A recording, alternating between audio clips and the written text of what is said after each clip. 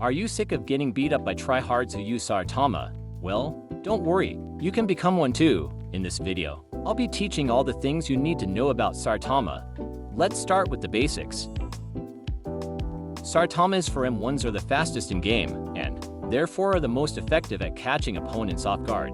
His first M1 is the longest, with his other two M1s having a much shorter range. Since his first M1 is the longest, you want to use it whenever you do hooks. How do you do this? Well, there are multiple ways. First, you got the hook dash, in which you side dash in front of the player and time your M1s. This is good to use to catch your opponent off guard, as it is very quick. The second way is a side hook, where you side dash behind the player and hit, which bypasses their block, as the player is holding their block up. Now, moving on to SAITAMA's moveset. First move that SAITAMA has is a normal punch. This is a very powerful move, dealing 20% damage on hit, and an additional 10% when the player does not ragdoll. Something to note here is that this move does not provide any iframes, meaning that a player is able to hit you while you charge up this attack. Additionally, this move is very much punishable if it misses or is blocked by a player that is too far away. As such, it should be used after M1ing the player first. Next, we move over to SAITAMA's second move, being the consecutive punches. This move is very good as part of a combo, dealing 14.5% damage on its own. I can use this after M1ing somebody, but I can also use it as a super long M1. You can use it as a surprise attack. My opponent here blocks my M1's. Move comes in. You can just use the move after hitting their block and surprise them. Now that's the basics for those two moves.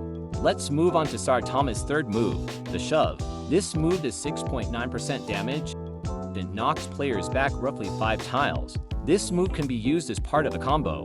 All you have to do is shove first, then hold M1s. This will make the player stop midway, close enough for you to hit them. There is also the Lord Heaven tech and Ragdoll tech, which I will get into how to do later. Now, moving on to the fourth move. This is the uppercut. This sends the players up in the air and can be used as a combo. It deals 15% damage to the player. You can start a combo with it by simply dashing to the player after using the move. Keep in mind that this move should rarely be used when the opponent has evasive, as they can very easily evasive and hit you. Now going into the various techs. The only tech for normal punch is backdash cancel with this move.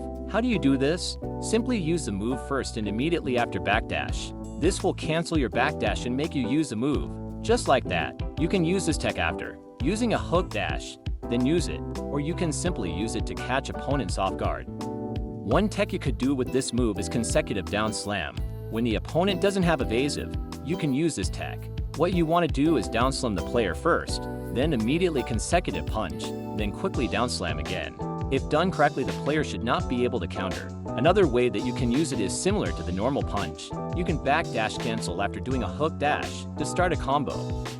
The shove. There are various techs that you could do with this move. The first one we'll be looking at is the shove tech, which is basically when you shove the opponent, then hold M1s, which prevents the player from getting shoved afar, allowing you to start a combo. The second tech that you could do is called the Lord Haven tech. This is when you do to M1s, then use the shove tech while standing as close to the player as possible, followed up by a dash, which allows you to continue to combo. Then we got the Ragdoll tech, which is when you do 3 M1s, then shove and hold M1. This ragdolls the player, which then you could follow up with a quick uppercut. However, I'd only recommend using it if you know the player does not have evasive, as the player can punish you easily. Otherwise, it is better to use the previous two techs. The uppercut. One tech for this move is to hit them from the air when you initially uppercut. Notice how I am able to catch the player as they are just low enough for me to jump and hit them. This is good for 2 reasons. One, it catches them off guard and can allow you to continue to combo if they did not evasive in time.